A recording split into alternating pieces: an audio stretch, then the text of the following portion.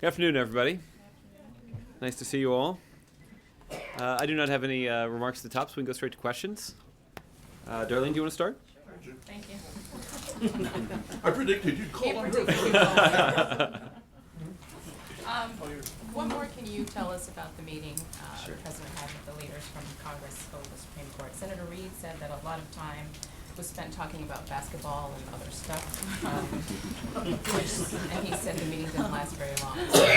You know, how long did it last? Is he accurate? Was there any substance discussed? Yeah.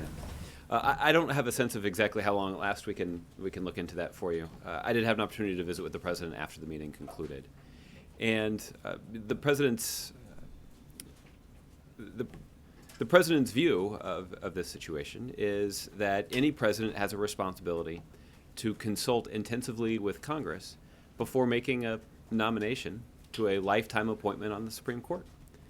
And when the two previous vacancies have arisen during his presidency, the president, after a couple of weeks, invited the chair and ranking member of the Senate Judiciary Committee and the Democratic and Republican leaders in the Senate to come and have a discussion about the process, about the way the president was thinking about whom to choose for this important appointment.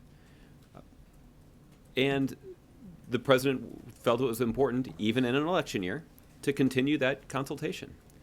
And I think the meeting was pretty straightforward. There was no one represented that he was about to change his position on something. But the president did use the opportunity to lay out his thinking, and he gave everyone in the room, Democrats and Republicans, the opportunity to put forward their own suggestions for potential Supreme Court nominees. The president didn't guarantee that he would choose that person, but the president did indicate that he would take seriously any recommendations that either Democrats or Republicans had to put forward.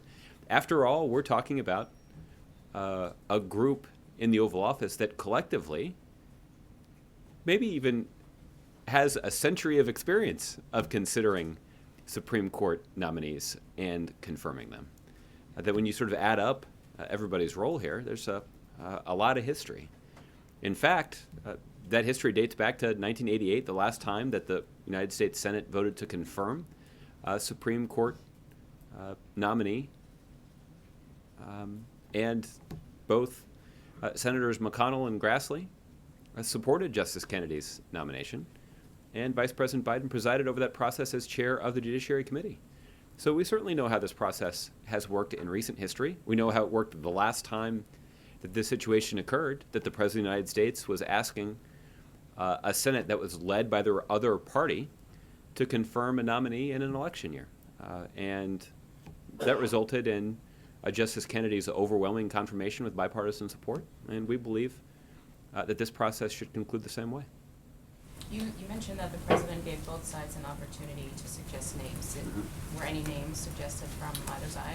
Well, I'll let the individual senators read out their sides of the meeting. I can tell you that that the offer was not a one-time only offer, that if there are individual members of the Senate who, after a good night's sleep, wake up tomorrow morning with a good suggestion and a desire to genuinely engage in the process, then they certainly know how to reach the White House and they know how to get the president on the phone. And if they want to come back down to the Oval Office and talk about it in person, I'm confident we could arrange another meeting.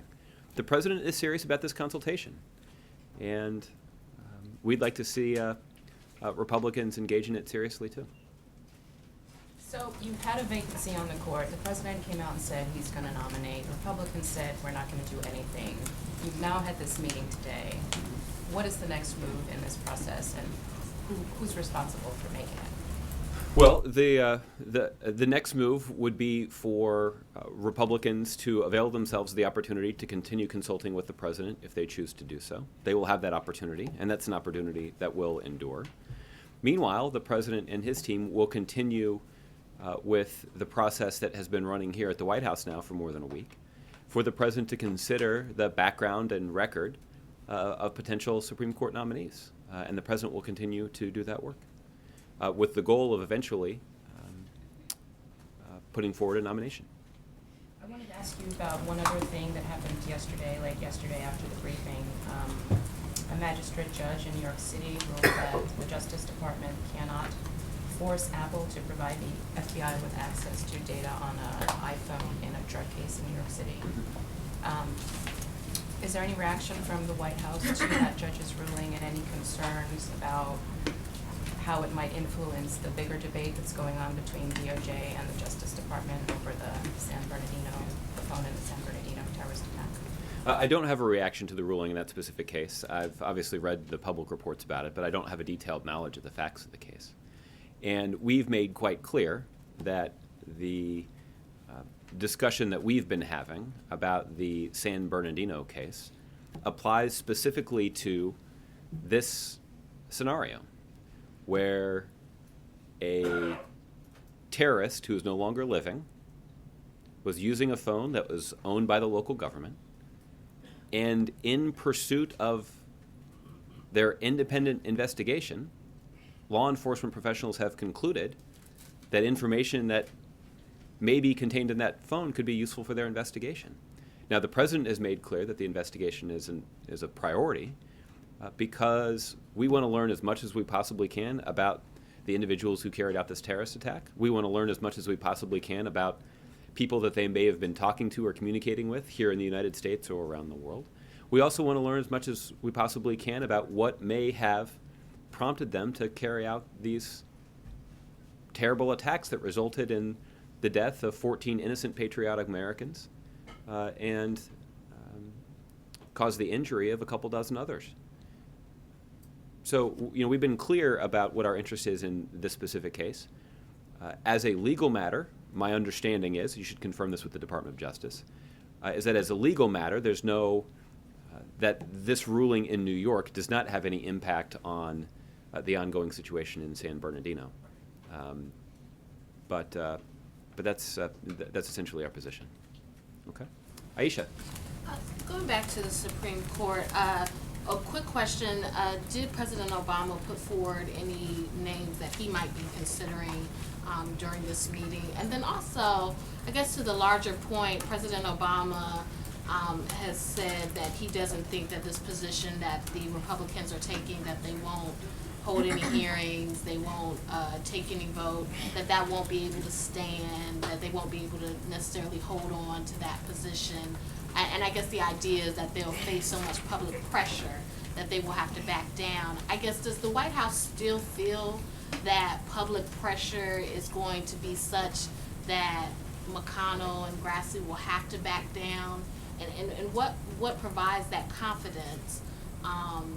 And seemingly, is that the only option that you guys have, is public pressure to make them back down from their position?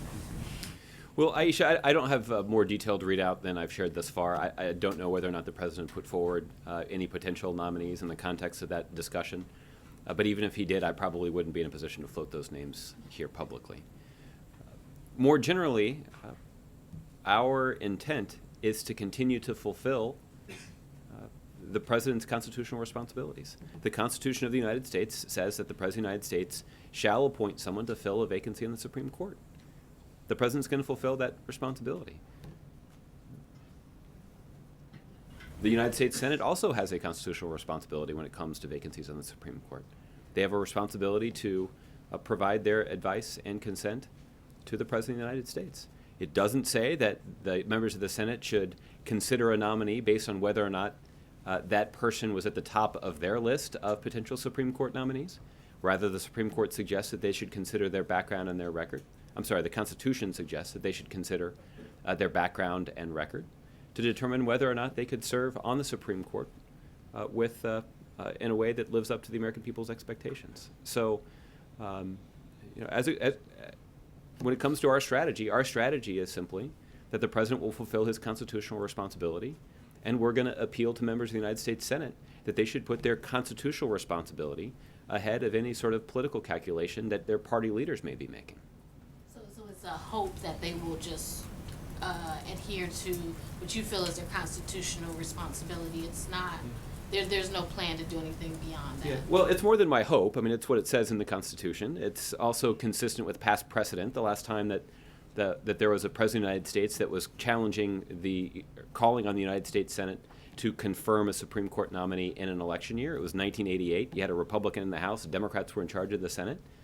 And Justice Kennedy was confirmed with overwhelming Democratic support to a lifetime appointment on the Supreme Court. And so there is recent precedent to consult. There certainly is the United States Constitution to consult. It's clear exactly what the Senate's responsibilities are. We've seen from Democrats that they intend to fulfill their responsibilities, and it's up in the air about whether or not Republicans will follow through on their threat not to engage in their constitutional duties, not to fulfill those duties. Ultimately, they'll have to decide their own course. I don't expect that they're going to change their mind just because I said so. They made clear in the meeting with the president that they're not going to change their mind just because the president says so. Rather, they will change their mind, if they do, based on an appeal to their constitutional duties. And that's certainly the appeal that we're making. On North Korea, the UN is supposed to be taking a vote on those sanctions that the U.S. and China had agreed to. Does the White House have any concerns about the vote or any expectations about the vote? And then also, when you talk about these sanctions, I know you've talked about them before, but what is it about these sanctions that you think will kind of rein in North Korea where other sanctions have not? Yeah, these are all good questions. Let me. I got a short briefing on where things stand in the process. My understanding is that the United States has put forward a formal request, or yesterday put forward a formal request for a Security Council vote on a draft sanctions resolution. The United States yesterday called for that vote to take place today. As a part of sort of a matter of routine, any member of the Council can request a 24-hour review, meaning they can essentially say, let's wait 24 hours, postpone the vote for 24 hours, so that we can get a chance to review the resolution. That's what the Russians did yesterday. So at this point, the Security Council appears to be on track for a vote on Wednesday. Now, as it relates to the substance of the sanctions themselves, as we've noted, and as we discussed a little bit yesterday, this package of sanctions goes farther than previous packages have. And it goes farther in a variety of ways. One is it would ensure and require the inspection of all cargo going into and out of North Korea. For the first time, it would prohibit all small arms and other conventional weapons from being sold to the North Koreans. It would, for the first time, impose broad sectoral sanctions on particular sectors of the North Korean economy, such as it is. We know that the North Korean economy is not particularly advanced because of other sanctions that have been imposed on them. It means that they are particularly reliant on sectors like coal, iron, gold, titanium, and rare earth materials. Those are exactly the sectors of their economy that would be subjected to these broader sanctions. The reason this is important for two reasons. One is we know that the North Korean government uses revenue from these sectors of their economy to bankroll their nuclear and missile programs. So that certainly is one way that we can counter their destabilizing activities. The other thing that we know is that it's the North Korean ruling elite that benefits financially from these sectors. And imposing these sanctions will have an impact on the financial well-being of the North Korean elite. Will that be enough to get them to start changing their behavior and change their strategic calculation? That remains to be seen. But certainly applying more pressure to the North Korean elite is one reasonable suggestion for trying to do that. We surely know that the North Korean people have suffered for far too long because of the decisions that were made by the North Korean government, that their pursuit of nuclear weapons and their willingness to isolate that country from the rest of the international community has had a devastating impact on the North Korean population. And that's why this sanctions regime is targeted more specifically at the North Korean elite. Okay? April. Josh, I want to take another knock at this Supreme Court issue in a different way. Since this is a constitutional issue, with the fact that the Republicans are refusing to meet the potential nominee and also have a hearing, what is the White House counsel doing as it relates to this? How are they handling this matter? Well, the Neil Eggleston is the president's counsel here at the White House. He's got a whole team of lawyers who are engaged in the process of providing the president information that's relevant to his search for a Supreme Court nominee. As a part of this process, the president will consider and take a look at the public writings, the public record of individuals who could be Supreme Court nominees. And there's a lot of legwork involved, and lawyers here at the White House are involved in making sure that the president can have access to this information and that he has all the information that he needs in a timely fashion to make a decision about who is the best person to serve on the Supreme Court. So when you're looking at that, tell me about how the counsel's office is also looking at possible punishments or being penalized for not following the Constitution, because I asked Harry Reid, Senator Harry Reid, if the Constitution isn't followed, what next? He said, the American people will vote. But what is the White House finding there could be a possible punishment or a way to get around this? Well, April, again, as I mentioned to Aisha, our case to Senate Republicans is that they should allow their constitutional responsibilities to supersede their political calculations. In effect, they should do what the Constitution tells them to do, not what party leaders tell them to do. And that's the case that we'll be making to them, and that is consistent with with anybody's reading of the Constitution. It's consistent with past precedent.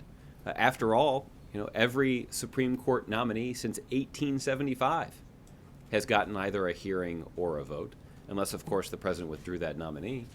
That's why it would be unprecedented for President Obama to put someone forward and have Republicans refuse to meet with that person, refuse to host that person for a courtesy visit, to refuse to hold hearings. All that would fly in the face of decades of tradition. Most importantly, it would fly in the face of their constitutional responsibilities. Remembering that a couple of months, maybe a year or so ago, we were hearing on the Hill about possibilities of a lawsuit against the president from Republicans to the president, against the president for his appointments.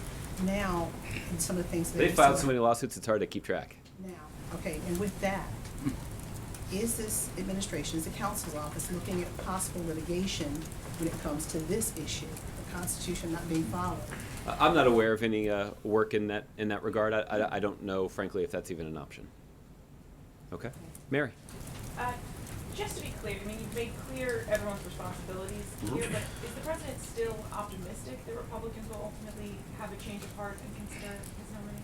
Well, I think the president's realistic that there are a lot of politics being played here right now, and it's a presidential election year, so that's not particularly surprising to anybody who works in this building.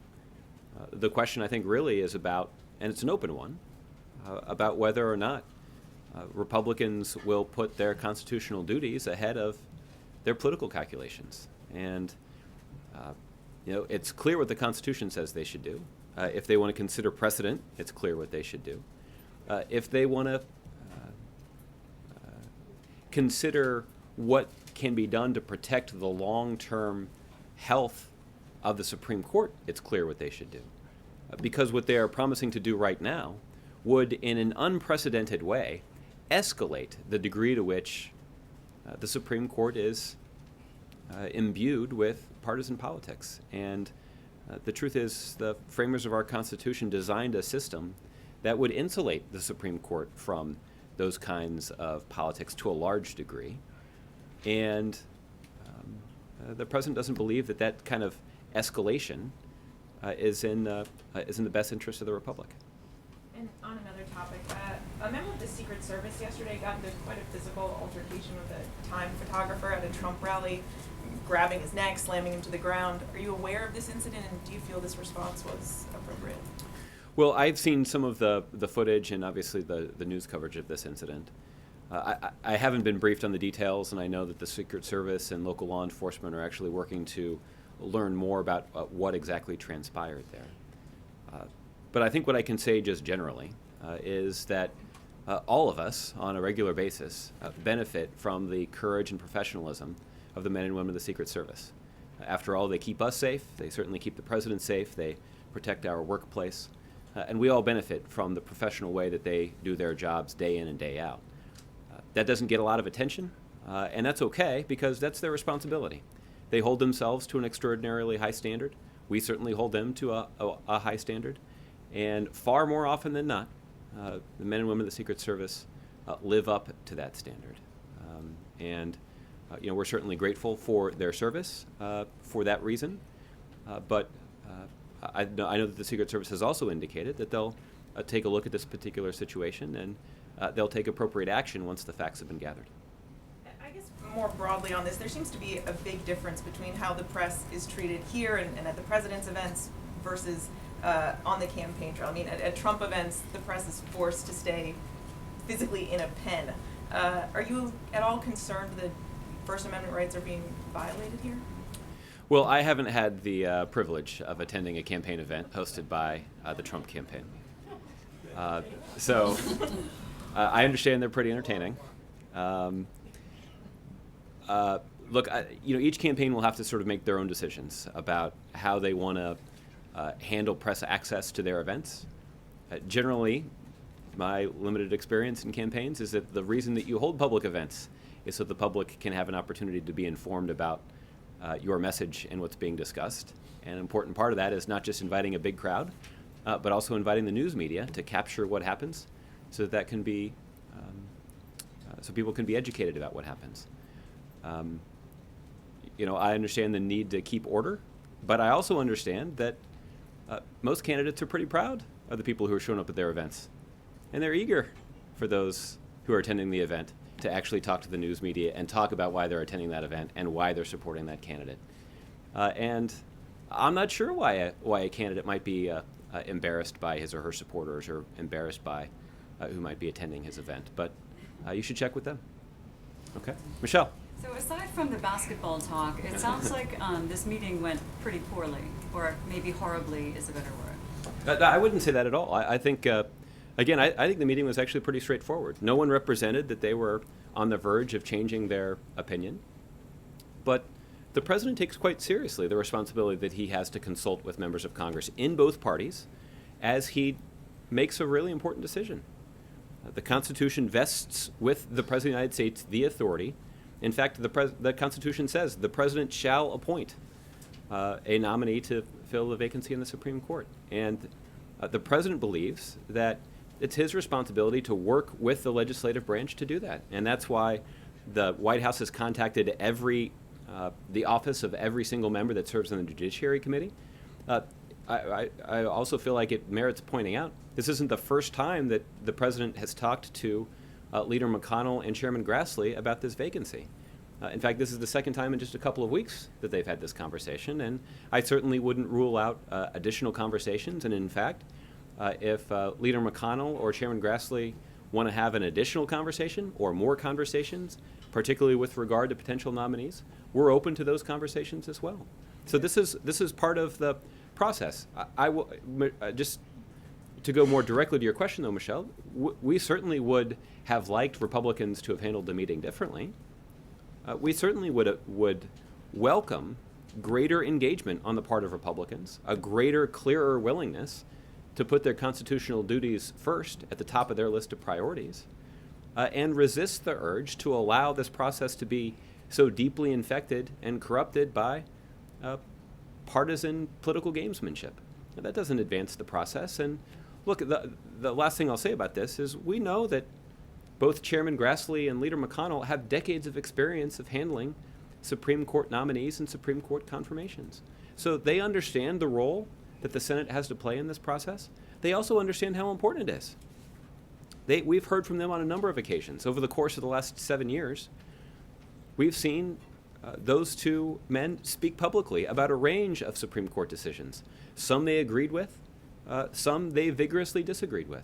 But all of them, in each situation, both men understood the stakes here. They also understand that it would be unprecedented for the modern Supreme Court to go for more than a year with a vacancy waiting to be filled. So they understand the stakes, they understand the situation, they understand the debates, and they certainly understand what happened last time the Congress was asked to vote on a Supreme Court nominee in a presidential election year. In fact, they both voted yes. But given that they were so adamant going into this meeting, they've both written more than one op-ed stating their case. Senators Reid and Leahy seemed pretty frustrated coming out of there. Yeah. Did the president think that he was going to change their minds, or is this? No. Okay. No, the president did not. The goal, the president's goal in the context of this discussion was to continue to consult the United States Senate about who should fill the vacancy on the Supreme Court. The president believes that that consultation is important. It's a priority for him. It's been a priority for him the last 2 times that he has filled these, had to fill a vacancy on the Supreme Court, and it's important to him this time. In this case, it seems pretty perfunctory, though, given that the 2 Republicans he's consulting with are absolutely adamant and have been. Well, again, that is a choice that's made by Republicans. The president came to the meeting and showed up today with the intent to have a serious conversation, and the president did lay out in some detail his thinking about how this process should play out.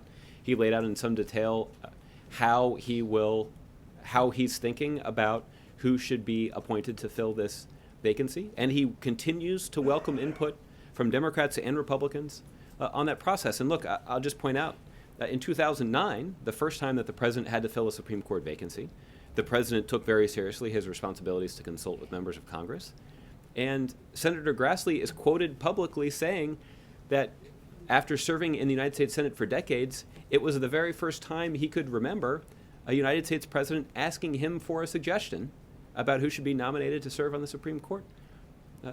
So then Senator Grassley, I think, said that as a compliment to Senator Obama.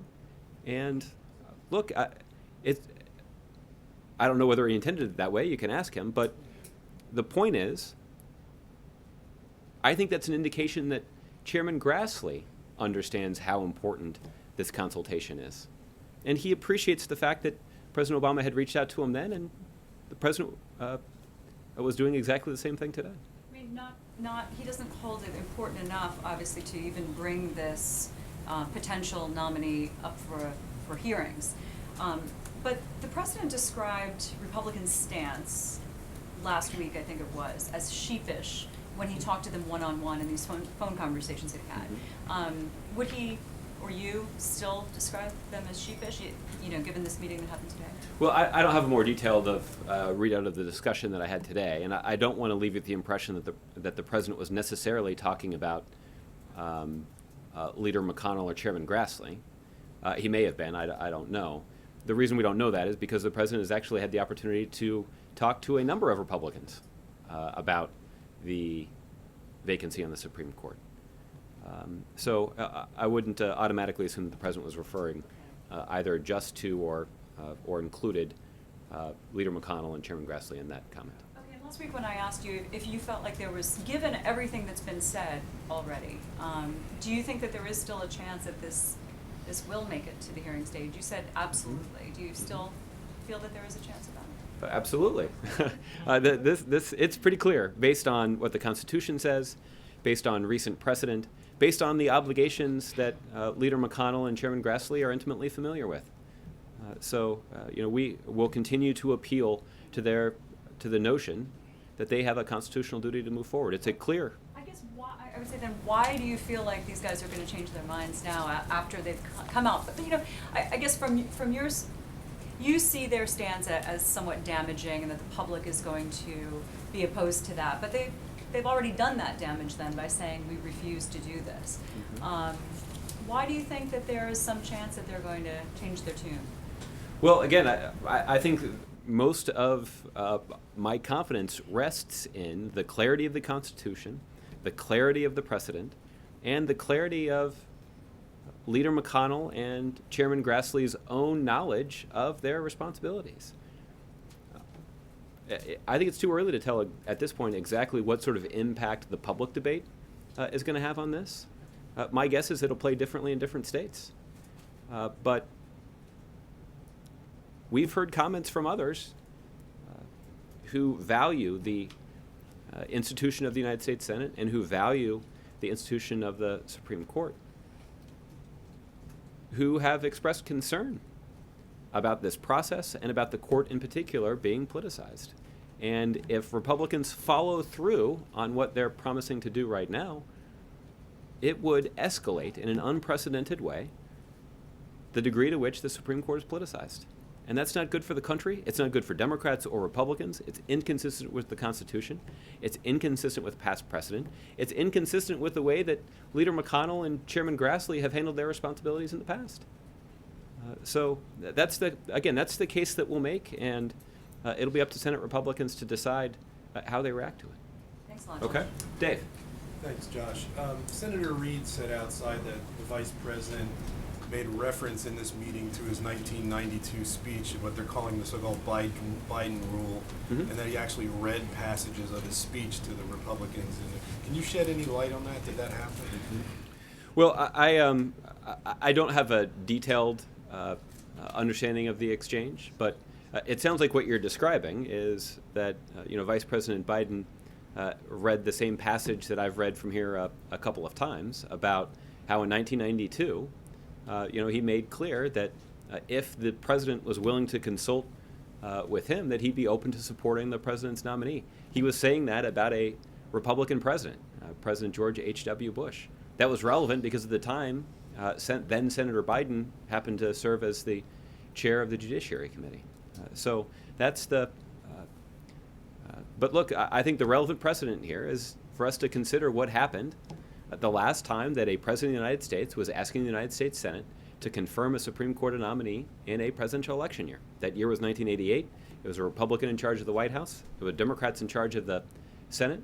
And the Senate followed through in bipartisan fashion with confirming Justice Kennedy to the Supreme Court. The precedent is crystal clear. And we're just asking Republicans to do exactly the same thing. I raise all that because at the time, Senator Biden was also the chair of the Judiciary Committee. So he had an important role in terms of presiding over that process. He ensured that Justice Kennedy got a fair hearing. He participated and actively supported a timely yes or no vote, and he voted yes. Again, we're just asking Republicans to do exactly what then Senator Biden did. I just want to be clear. Are you confirming that did occur in that meeting, then, or you don't know? I don't know I don't know whether or not that occurred or not. Okay, Paul. Thank you, Josh. Two different things. A cybersecurity client asks if the president feels the U.S. is fully prepared for, quote, a massive attack on our power grid, financial network, and such. Emphasis on the phrase "fully prepared." As you will note from our budget proposal that we rolled out just a few weeks ago, it includes a substantial enhancement of programs and funding to strengthen our cybersecurity in this country. There are a variety of steps that can be taken that relate to protecting government networks, to working with the private sector to fortify key private networks. There are also some common sense steps that American citizens can take to protect their own to protect their own privacy and to protect their own cybersecurity. So there surely is more that we need to do in this country. Unfortunately, as I've pointed out, Republicans, before this budget proposal was even put forward, basically canceled hearings. They said that they wouldn't meet with the president's budget director to discuss a budget that included a significant ramping up of our cyber defenses. That's rather unfortunate. I think it reflects a lack of seriousness on the part of Republicans in Congress for confronting this issue. Again, as I promised, I mentioned this a couple of weeks ago, at some point, sometime, in the next 11 months that I'm doing this job, somebody out there is going to ask me about a specific cyber intrusion incident that either had consequences for the government or for a significant private sector company, maybe even a media company. And what I will observe is that while the president and his team put forward a thoughtful proposal for how we could improve cyber defenses in this country, Republicans refused to even discuss it.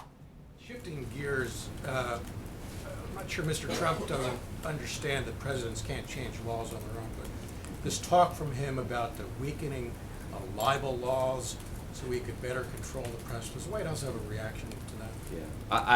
Yeah. I think my reaction is the same as yours, which I have no idea what he's talking about.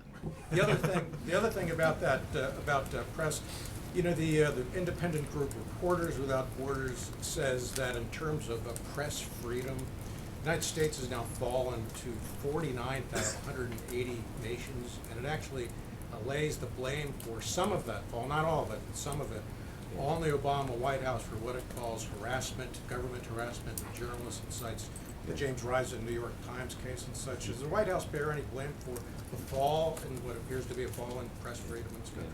Obviously, I strenuously disagree with the argument that Journalists Without Borders have made in that report. I've observed on many occasions that it's the responsibility of the independent media in this country to press those who are in positions of authority for more access and for more transparency, and that's part of the process. And I respect that role. In fact, it's critical to the success of our democracy for independent professional journalists to play that role. It sounds to me that's exactly what Reporters Without Borders is doing by, putting forward a provocative analysis like this to challenge and put pressure on on those who are in power. And I certainly respect their desire to do that. But I think on the merits, when you consider the climate and the environment in this country in which independent journalists have the opportunity to do their work, I just don't think that withstands much scrutiny. It's also been noted, though, that reporters continue to not have protection under federal shield laws that have sent maybe these 8 whistleblower cases that the administration has prosecuted for that reason. Should reporters have protection under the federal whistleblower law? I'll admit, Paul, it's been a while since I've reviewed our position on that particular policy question, but let me take a look into it, and we can certainly get you an answer. Okay, Ron. Just in your answer about Donald Trump, you were a little dismissive about the question and about what he said about libel laws and so forth. Yeah. And I wonder, are you concerned that Democrats may still be very dismissive of Donald Trump? Do you take him seriously as a potential nominee and a potential opponent in November? Well, it certainly is. Again, you guys have written about this. All the information I get about this is from what I read from all of you. You get much more information from other. Well, about Donald Trump's campaign. I don't mean to disappoint you all, but I don't really have any. I don't know anybody that works on the Donald Trump campaign. I don't have any special sources over there at all. But look, to go to your point, it's clear that he has built a large following in the Republican Party, and he's getting a lot of support. And again, based on the results from the states that have hosted elections so far, and based on the way that he appears to be lining up support from members of, at least some members of the Republican establishment, that he does have the inside track to be the Republican nominee. And it certainly requires thinking back to the amount of time and energy that this president devoted to becoming the Democratic nominee in 2008. That's no easy task to win a party's nomination. So certainly we are keenly aware of the success that Mr. Trump has had out on the campaign trail. But he's done it in a way that has raised concerns that I've discussed quite extensively in the past. And I have no doubt that if he is the Republican nominee, and when we get to the general election, we'll have an opportunity to have a rather robust political debate about the stark difference in values and tone and priorities that Mr. Trump presents. On the Supreme Court thing, has there been any? Have you gotten any indication from any Republicans that this wall that the leadership has put up, that there's any softening behind that wall? Have you got any in the president's communications, or the White House communications with other members of the committee, for example? Have you been told anything that suggests that there's a possibility that the leadership is not letting on to? There's some softening behind that. Well, Ron, as I've alluded to, there have been a lot of conversations, not just at the presidential level with people on Capitol Hill, but many more conversations that have taken place at the staff level. I don't think I can account for all of those conversations, But I think what I can do is sort of point to some public statements that we've seen from people like Senator Kirk and Senator Collins, who've indicated an openness to giving the nominee a fair hearing and a timely yes or no vote. There are other members who have indicated their reflexive opposition to anybody the president puts forward, but at least in some cases they've said that they didn't mind holding a vote on it. So that's at least that. I mean, as unreasonable as that position is, to basically turn down anybody that the president may consider, at least they're indicating a willingness to engage in the process. But we haven't seen that from Leader McConnell or Chairman Grassley yet, and and they haven't shown that willingness, despite the fact that they have a constitutional obligation, despite the fact that there is a clear precedent here, despite the fact that they know exactly how important this is. But ultimately, they'll have to decide. Everyone knows how important this is, and everyone knows why this Supreme Court issue is such a big deal and why all the other precedents are somewhat perhaps not relevant because of the ideological shift that can happen here. Yeah. Well, again, I disagree with that premise, and I apologize for interrupting you, but I think it is important to note that there is plenty of speculation about what impact the president's nominee could have on the ideological balance of the court. But there's no reference in the United States Constitution for a separate process if there is the perception or the conclusion reached by some senators that this could have an impact on the ideological balance of the Supreme Court. In the same way that there's no exception written into the Constitution for if this discussion is taking place in an election year. The president has very clear responsibilities, and the Senate has very clear responsibilities. So in terms of what the president's going to do, given the stakes, would you anticipate that there will be a very public campaign by the president directly to the American people to get his point across? Because clearly he hasn't, as you said, no minds were changed and no positions were changed in this meeting with the leadership. And perhaps sooner rather than later, you've said he's not going to endorse a candidate and so on and so forth, but given the stakes, given where we are, wouldn't that, I'm sure a lot of people out there who are advocating, who are the president's supporters, want him to be out there doing something sooner rather than later. Do you think that they will see that, or will we see the traditional role that the president plays in re-elections after the convention and so on and so forth? Yeah. Well, when it comes to the Supreme Court, I would anticipate that the president will not make a public case for his nominee. But at this point, the stage in the process is the president's committed to consulting with the United States Senate, both Democrats and Republicans, and the president is carefully considering the record of potential nominees. That's the stage in this process. As we move forward, I certainly wouldn't rule out the president playing a more high-profile role in advocating for his nominee and calling on the Senate to put their constitutional obligations ahead of their political considerations.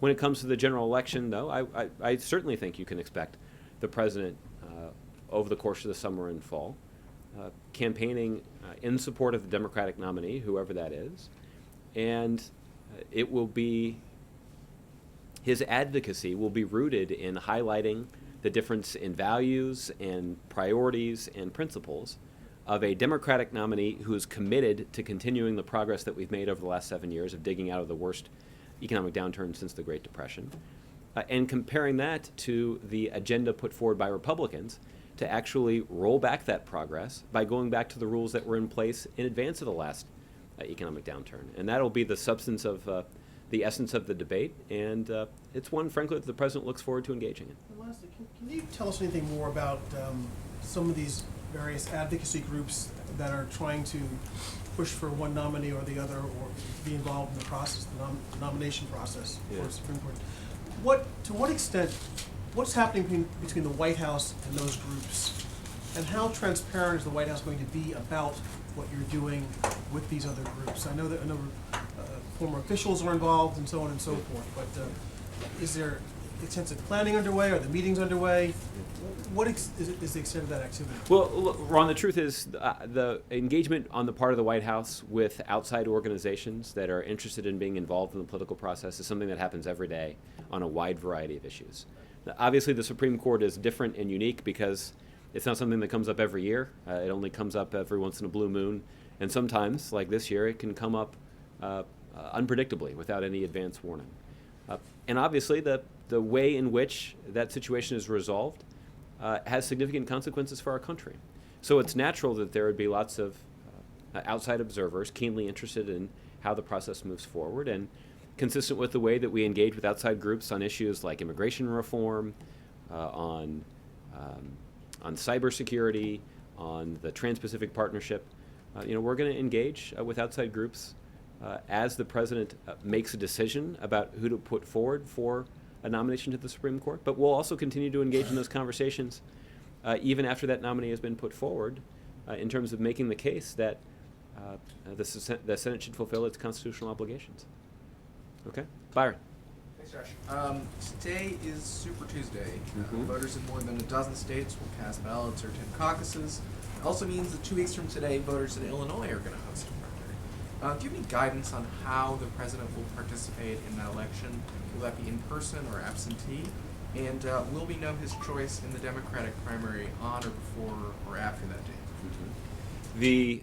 The president will cast an absentee ballot. That's what he has done in previous primaries, and I don't know whether or not that ballot has been submitted at this point, but that's how he will participate. At this point, there's no plan to make the president's preference public, but if that changes, we'll be sure to let you know. One more on the Secret Service incident yesterday. You seem to take a dig at the Trump campaign for finding journalists at their rallies.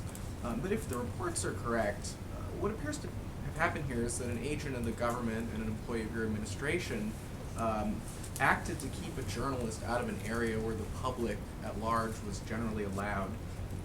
If Trump's security wants to ban journalists from walking around, that's sort of their business, but should an agent of the government be acting in this way? And should there be a review about the rules governing Secret Service in campaign settings? Well, Byron, I'll tell you that the current situation that attracted so much attention yesterday is under investigation, and the Secret Service is working with local law enforcement to try to get to the bottom of what exactly happened. And the leadership of the Secret Service has indicated that they'll take appropriate steps based on the conclusion of that investigation. So that's appropriate. As it relates more generally to the policies that are put in place by the Secret Service, I'd refer you to them for what role they have to play here. There are a variety of considerations. Some of those considerations, Byron, relate to journalists are often screened prior to entering a large event like that. And that means that because they are screened, they are then given special access. For example, they're allowed to go either close to the stage or in some cases even up on stage at the time. That would explain the need to not allow them to mix regularly with the crowd so that we can make sure that the proper security precautions have been in place. I frankly do not know whether or not that was relevant to yesterday's situation. But that would be an explanation for why, in some circumstances, a Secret Service officer would have to limit the movements, or at least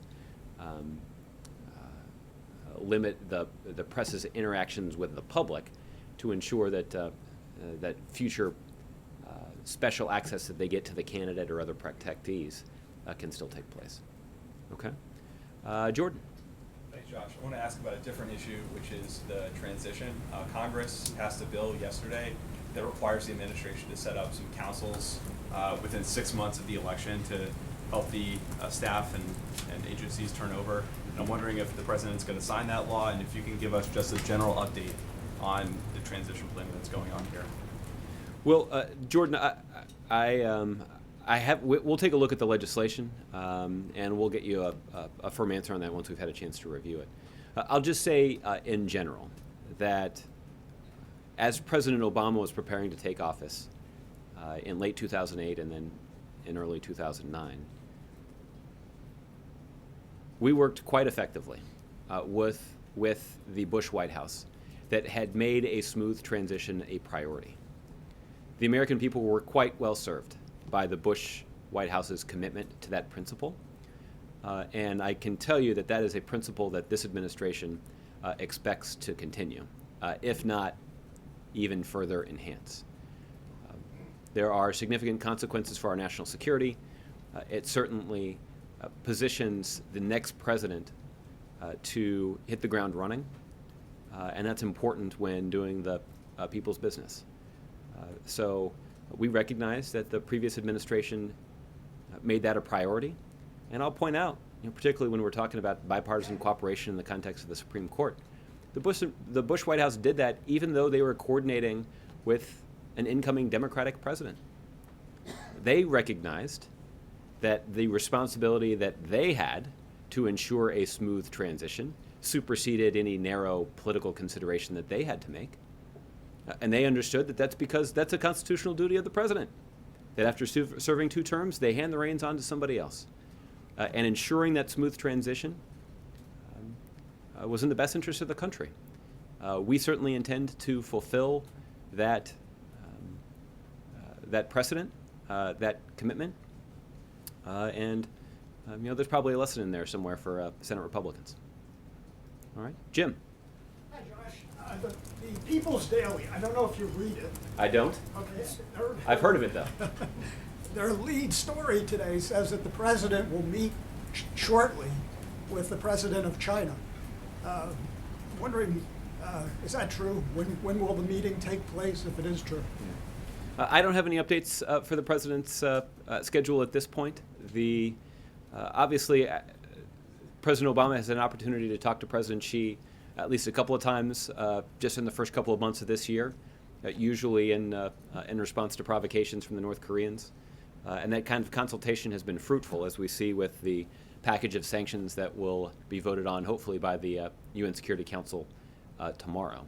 But I don't have any additional meetings to tell you about at this point, but we'll certainly keep you tuned. I believe the last time that President Obama had an opportunity to meet with President Xi was in Paris during the UN climate talks there back in December. So it's been a few months since they've had an opportunity to get together, and we'll let you know when another meeting's on the books.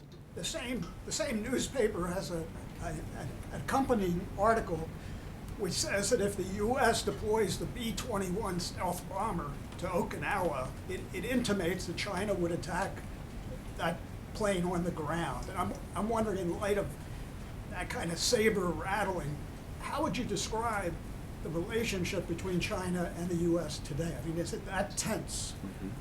Well, I didn't see that specific report, so it's hard to respond to with a lot of specificity about that. I'll just say in general that we've been pretty clear that there have been some important areas where the United States and China have been able to effectively coordinate our efforts. Certainly compiling a package of sanctions to respond to North Korean provocations is a good example of that. The United States and China, by working together, did serve as a catalyst for the process that eventually resulted in the historic climate agreement in Paris. That would not have been possible without the world's 2 largest economies coming together and demonstrating a clear commitment to the success of that process. But at the same time, we've not attempted to paper over our differences in other areas. Most notably, I guess I would cite the current situation in the South China Sea, that China has a pretty clear difference of opinion with a number of other countries in the South China Sea who have competing claims on certain land features in that part of the world. And while the United States is not a claimant to any of those features, we have encouraged all sides and all parties to try to come together and resolve their differences diplomatically without escalating the potential for a military confrontation. Now, that doesn't serve anybody's interest. There's important commerce that flows through the South China Sea, and it would have a bad impact on the U.S. economy and on the global economy if that flow of commerce were somehow interrupted by a military conflict. So we're going to continue to work with the Chinese, and hopefully we'll try to bridge our differences there. But I think that's a decent summation of where things stand with the Chinese right now. Okay, Kevin. Thanks, Josh. Would it be accurate to say you believe that the Attorney General is highly qualified? Well, again, I think the fact that she was confirmed less than a year ago by a bipartisan majority in the United States Senate would be an indication that that's not just the president who believes that she's highly qualified. It's that Democrats and Republicans in the United States Senate believe that she's highly qualified. Then you're also aware it's accurate that that count was 56-43, which would take a pretty big swing for it not to be a follow-up confirmation based on, if nothing else, the math. Is that accurate, that number, 56-43, based on your memory? I haven't looked at the vote totals, but it sounds about right to me. 43. Okay, So I you believe see you. where I'm going with this. In other words, if you're talking about someone who's highly qualified, has already been confirmed by the Senate, 56-43. Yeah. Would it be fair to say that you believe she would make an outstanding nominee for the High Court? Wouldn't the President believe that to be so? Well, I wouldn't speculate at this point about who the President is considering, but I think there's no denying that she is somebody who brought to her confirmation process last year a set of impressive legal credentials that earned bipartisan support in the Senate. She also is somebody who, over the course of about a year on the job, has served the American people quite well as the top law enforcement official in the country. So the President's certainly proud of the important work that she has done, but whether that has any impact on his thinking about the Supreme Court, we'll just have to wait and see. Would it surprise you if he were to nominate her? Look, I think the President is going to consider cast a pretty wide net in his. Based on the SCOTUS blog that we read the other day, it would seem that she's sort of checks every box. Mm-hmm. Well, I wouldn't deny that. I think that she probably does fit a lot of the criteria that we've discussed. But I think there are other people who fit that criteria too. And the President's committed to consulting people with a wide range of experiences and credentials. And he'll follow through on that commitment. And he'll give this all careful consideration. I don't know whether or not she will be part of that process or not. She was on Fox News last night, and she was asked about a comment that you made about a month ago when I asked you about the Hillary Clinton Benghazi emails. I saw that. Yeah, and in particular, you remarked in your answer to me, was it with confidence that you felt like she would not be indicted? And you said at the time, based on what some people at DOJ are saying, that's not likely to happen. She refuted that last night. And I just want to kind of figure out or square what she said based on... Yeah, she didn't refute it. It's a good thing I read the transcript. She didn't refute it. She said that... Well, I can tell you what she said. Okay, let's pull it out. All right. All right. So here's what Because I think asked. this is worth a discussion. Yeah, both. absolutely, yeah. Because here's the thing, we should also give some scrutiny to what Mr. Baer said too. Okay, absolutely. This is what Brett said. He said, okay, how about this? Press Secretary Josh Earnest said this about Hillary Clinton's investigation from the White House briefing room. He said, quote, some DOJ officials have said Hillary Clinton is not the target of the investigation. They said that publicly, So as reported by news organizations in this room, including Fox News. So our officials briefing Josh Earnest, and she said, I can tell you unequivocally that no one outside DOJ has been briefed on this in any case. It's not our policy, and it's not happened in this matter. That's right. So you said some DOJ officials had made that comment. They have. So you, They've said it. were they making this comment to you specifically? Did you talk to someone? Did someone brief you in particular? Tell me No where one you has got briefed that. me. I have not talked to anybody at the Department of Justice Okay. with special knowledge about this situation. So you took... My comments from that briefing were rooted specifically and entirely on public comments as reported by all of you, including by Fox News. Was there a particular person that you're quoting from that you saw on Fox News from DOJ? We'll send you the reports. We can send you the reports. Because I didn't recall it. I looked. Okay. I didn't see any particular DOJ official tell Fox News that they told you or that they have said. No, hey, no, listen, I'm not. No one has told me anything. Okay. I'm talking about what Department of Justice officials have told media outlets. All of you have reported this. It was on the front page of many leading newspapers across the country, and it was included in discussions on Fox News. So there's no secret here. It's quite clear exactly what has happened. And as the Attorney General said, and as I said at the time, and as I'll say again right now, this is an independent investigation. And this is something that is being led by independent investigators at the Department of Justice. And they're making decisions based on the facts. And they're making decisions based on where the facts tell them to go. They're not doing that based on any consultation with me or anybody else at the White House. They're doing this based on an ongoing independent investigation that will be guided by the facts. That's what they should do. Okay, so just so I'm clear, you have no independent knowledge of anything that has to do with this investigation. You were only making a broad statement based on what you'd read in media accounts. I think I was making a very specific statement based on what I had read in a wide variety of media accounts, and that is in no way predicated on any secret conversations that I've had with the Department of Justice, because I haven't had any secret conversations with the Department of Justice. Okay, one more. I want to ask you about Ash Carter. He said that the White House does not or would not move with executive action to transfer detainees. Has the President made specific comments that he will not use executive action to close the prison at Guantanamo Bay and therefore try to move detainees to the U.S.? I haven't heard the President say that publicly either. The president has been asked on a number of occasions whether or not he would consider using executive action. And what he has said when asked that question is that right now we are focused on trying to work with Congress to get them to remove the obstacles that they have erected to prevent the closing of the prison at Guantanamo Bay. The reason that this is important is the president and his national security team, including the leadership at the Pentagon, have concluded that our national security interest would be advanced, that our country would be safer if we took away the symbol of the prison at Guantanamo Bay that terrorist organizations are using to recruit terrorists.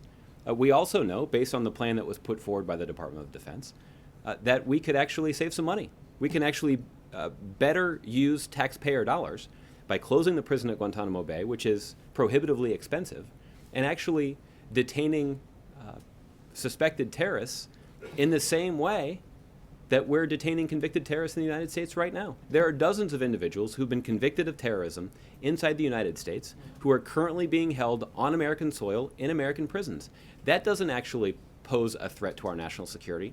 That doesn't make us more vulnerable. If anything, it actually makes us safer because those individuals are not out walking around planning terrorist attacks, and we've demonstrated to the world that we can live up to our values and that we can prosecute our values, bring people to justice, keep the American people safe in a way that is consistent with the kinds of principles that we hold dear. And a couple nuggets on that. You did Yeah. say that 20 years out we could save up to $1 billion if we were to close it, comparatively speaking. And we've talked about Supermax in Colorado, for example, where there are a number of ex-terrorists, shoe bomber, underwear bomber, 9/11 conspirators. So that is true. But my question was, would the president rule out using executive action to close it? And I guess the second part of that would be, would it be possible then if that facility were closed that they could be transferred to another U.S. military facility in another location if Gitmo itself were closed? Well, I think for the potential of using a military facility, I'd refer you to the Department of Defense. They obviously are in charge of administering those facilities. What the plan contemplated was they took a look at the kind of criteria that they would use for any facility to serve this purpose. And there are a variety of considerations. Obviously, we're dealing with people who do pose a threat to the public, so we need to make sure that that the facility is secure. We also need to make sure that we're holding a very high standard when it comes to protecting their basic human rights. In some cases, those individuals who are being detained would be going through a military commissions process, and so it would be more efficient if there is a place on site or relatively nearby, a place that's secure, where those proceedings could take place. We didn't want to be in a position where every time that an individual has a court appearance that we have to fly them to another location, but if we can just move them to a different part of the building or drive them down the street, we can ensure that those processes, those legal proceedings are carried out more efficiently. And so those are the kinds of considerations that they consider. I don't know whether or not they have ruled in or ruled out potential military facilities. I think what they'll probably tell you is that we need to see Congress remove some more restrictions so that we can spend more money and devote more time to considering potential facilities and actually implementing this plan. I just want to be fair. So you're not, the president hasn't ruled out executive action. He just hasn't said yay or nay.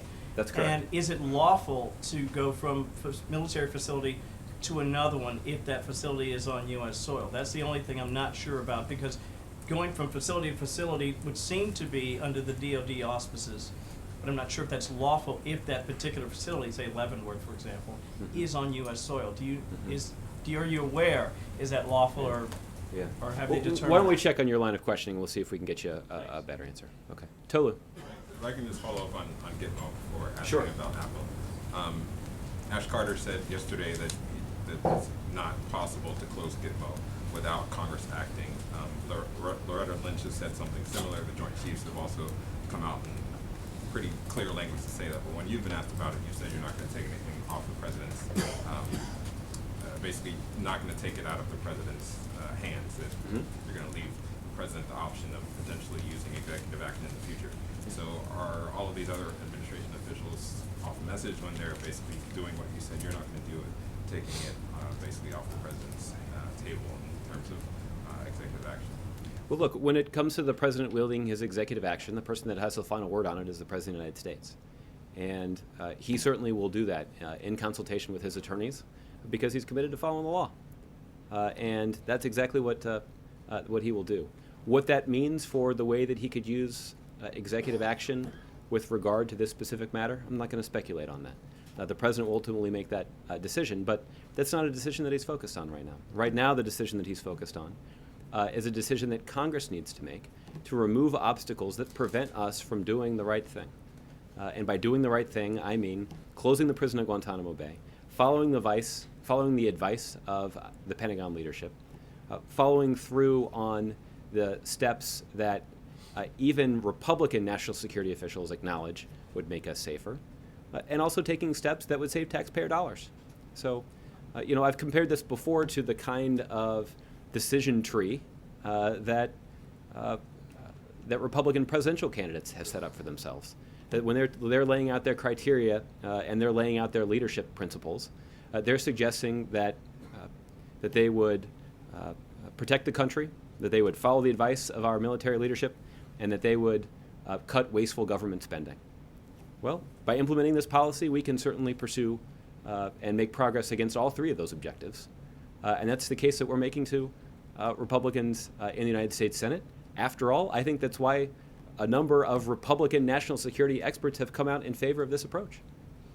I want to ask you about Apple, the case in New York that basically blocked the government from doing what you want to do in San Bernardino. I know there are differences between the two cases, but one of the things that the judge said that, I want to quote from his ruling, he said it's clear that the government has made the considered decision that it's better off securing such crypto legislative authority from the courts rather than taking the chance on open legislative debate that might produce a result less to its liking. And that was specifically about using this archaic All Writs Act to try to get into these phones. It's a law from like the 1700s. Yeah. So I'm wondering, should you all be more involved in the legislative debate to come up with something that's modern, to focus on encryption, and come up with a law that sort of threads the needle on this, that protects both security and privacy? Yeah. Well, with all due respect to the judge in New York, a judge considering a similar but different set of facts in California came to a different conclusion and concluded that the government that it was entirely appropriate for the government to pursue the action that we've laid out. But ultimately, this is something that will go through the courts, and these are probably not the only two judges that will have the opportunity to weigh in on this particular set of policy questions. But look, we talked about this a little last week too. When it comes to Congress, asking them to do even easy things doesn't often result in a prompt progress. And I think all of us would agree that dealing with issues related to encryption are rather complicated. And I think the likelihood that Congress would be able to successfully and efficiently handle this matter is rather unlikely. But look, we'll have to see how this plays out in the courts, and we'll have to see if legislation is eventually required. But again, if it is, I don't think that there would be a lot of optimism that this is something that Congress would be able to do quickly or successfully. There's one more on the SCOTUS meeting today. The Republican leaders last week said that they would also use the opportunity of the meeting to bring up other issues like opioid legislation. I'm wondering, did any other legislation come up besides the Supreme Court nominee? Yeah, I understand that there was a brief discussion both of opioid legislation and of criminal justice reform legislation. That's relevant because the Senate Judiciary Committee is the jurisdiction for those two bills. So there was a brief discussion of those issues, but the President's focus in the meeting and at the top of the President's agenda was a discussion about his constitutional duty to fill a vacancy on the Supreme Court. Okay, Mark. On the meeting, I'm curious why President Obama didn't use the photo op at the start to make a statement, as he so often does. Yeah. And certainly there were questions asked that, could have let him make the case about which he feels so strongly. Yeah. Well, Mark, to be blunt about this one, in previous pool sprays in these settings, when the President has invited the leaders down after Supreme Court vacancies, on one occasion the President did speak to the pool, and another one he didn't. I think in this instance, given the pretty stark difference of opinion about how to proceed, the President felt like it would be more courteous to withhold his comments and allow the discussion to take place in private. But we had made a commitment to all of you that we'd give you an opportunity to enter the room at least briefly at the top of the meeting and to get photographs and get a chance to evaluate the body language and all the other things. So that's why we followed through in having a pool spray, even though the president decided to reserve his comments. Was there an agreement with the Republican leaders about no statement? No, I think this was a decision that the president made on his own. Obviously, it's his building, it's his office, and he called the meeting, so he certainly had the right to make a statement. But out of deference to his to the Republican senators that obviously vigorously disagree with his point of view, he decided to reserve his comments. And although no minds were changed, he still feels the meeting was worthwhile. Absolutely. Again, because of the importance of any president consulting with the United States Senate in advance of putting forward a Supreme Court nomination. And that consultation should occur not along party lines, but actually across party lines. That's why Democrats and Republicans attended the meeting. And the president takes that responsibility quite seriously. And it certainly is not the last conversation that the president will have with anybody in the Senate as he continues to contemplate who would be the best person to fill the vacancy on the Supreme Court. Is his binder getting thicker? Well, presumably some of the materials that he's reviewed can be removed from the binder. But it is true that there is information that is regularly being forwarded to him for his review. Okay. Mike. Thanks, Josh. Chairman Grassley, in explaining why he won't even allow a hearing on a Supreme Court nominee, has said that the fact that this is taking place in a presidential election year gives us a unique opportunity to have a debate not only about who the president should be in picking a nominee, but the role of the court itself. Why is that not a valid point of view, and wouldn't the president like to have a part in that debate? Well, I would say, Mike, that we had that debate in 2012, and that was a debate that the president won. He was reelected by a majority of the American people, and when he took office for a second term, he was given all of the rights and responsibilities that are vested with any president for 4 years. He was not elected to a term of 3 years and 1 month. He was elected to a 4-year term. And the president, we've talked at some length, even prior to Justice Scalia's tragic and untimely death, about the president's intent to squeeze every bit of opportunity out of the time that he has remaining. And that means doing everything that he can to fulfill his constitutional duty to serve the American people.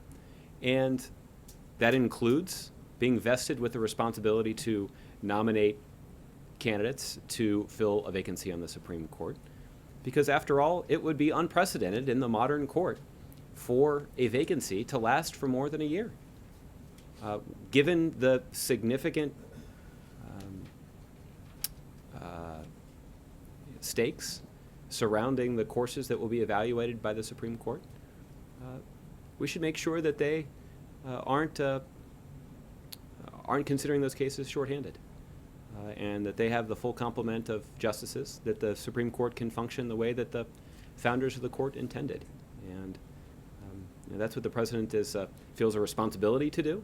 It's laid out in the Constitution, and there's a clear precedent dating back to President Reagan's final year in office, when he was in a position to ask the United States Senate to confirm his nominee to the Supreme Court. He did that in a presidential election year. He did that in his last year in office. He did that even though the other party was in charge of the Senate. But yet that other party, understanding the duty that they have under the Constitution, worked effectively with Republicans and with the Republican president to confirm Justice Kennedy to the Supreme Court.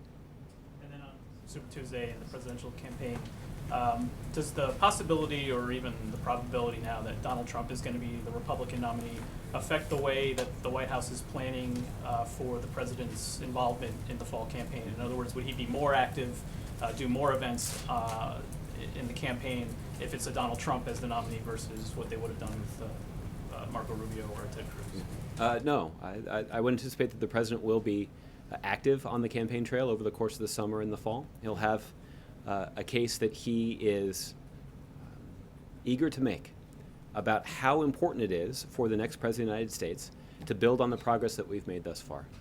And considering that all of the Republican candidates have run campaigns that I think can adequately be described as divisive, and vowing to roll back so much of the progress that we've made over the last 7 years. I think that's a reason for the president to be involved. And obviously you'll hear from the president himself on this once we get to the general election. But that's the essence of the case that the president looks forward to making on the campaign trail later this year. Lastly, has there been any calls that the president makes on these primary nights to the Democratic candidates to congratulate them, to talk to them about how the campaign is going, or is there a point at which you expect that he'll make a call to congratulate the presumptive nominee before any delegate threshold might have been? The president has not been making calls over the course of these election nights, but I would anticipate that once a presumptive nominee has been chosen by Democratic voters across the country, that the president will make a congratulatory call, but also probably wish well the candidate who didn't win. After all, we've seen that both Secretary Clinton and Senator Sanders, regardless of the final outcome here, have succeeded in motivating a significant portion of the Democratic Party to support their campaign. And the unity of the Democratic Party will be critical to our success in the general election. And while there are differences between the two Democratic candidates, those differences pale in comparison to the differences between the values put forward by the Democratic candidates and the values put forward by the Republican candidates. Okay? All right, Fred, I'll give you the last one. Thank you, Judge. As far as the nomination goes, the Supreme Court confirmation process has been extremely brutal. I mean, going back at least to 1987. But the hope for the nominee that has to go through that has always been that there's light at the end of the tunnel. Based on what's happening now, it just seems like there's a less than 50% chance of an actual confirmation. Do you think it is going to be hard to? I mean, and we've already seen even some Democratic lawmakers, Attorney General in California, Senator Booker, have even sort of waved off being considered for this. Do you think it's going to be hard to get someone to step up to want this nomination? Is it a nomination worth having?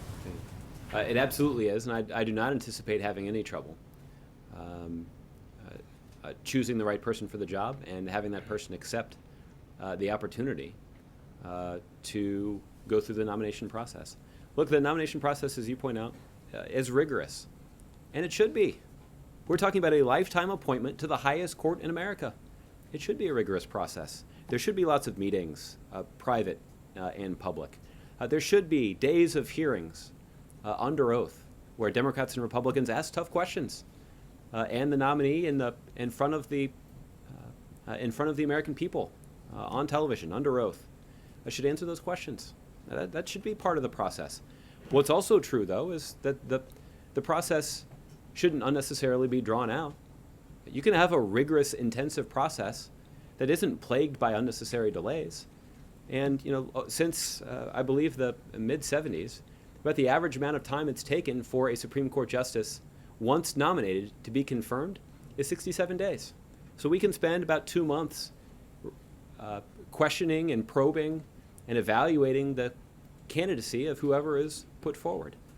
But at that point, that person should get a vote, a yes or no vote about whether or not they deserve to serve on the Supreme Court because they can serve the American people on the Supreme Court with honor and distinction. And that certainly is the case that we'll be making. And given that they did say that it should be a very rigorous confirmation process, given this lifetime appointment, do you think it should be more rigorous than a confirmation process for a cabinet position or a lower court position?